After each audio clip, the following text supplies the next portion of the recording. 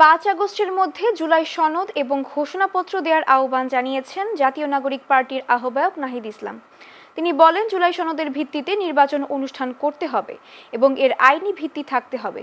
বিকেলে গাজীপুর জেলা প্রশাসক কার্যালয়ের সামনে আয়োজিত জুলাই পদযাত্রায় তিনি এই কথা বলেন।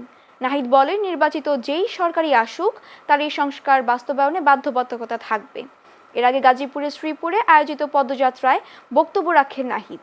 এ সময় এনসিপির উত্তরাঞ্চলের মুখ্য সংগঠক সার্জিস আলম, দক্ষিণাঞ্চলের মুখ্য সংগঠক হাসনাত আবদুল্লাহ সহ অন্যান্য নেতারা বক্তব্য রাখেন।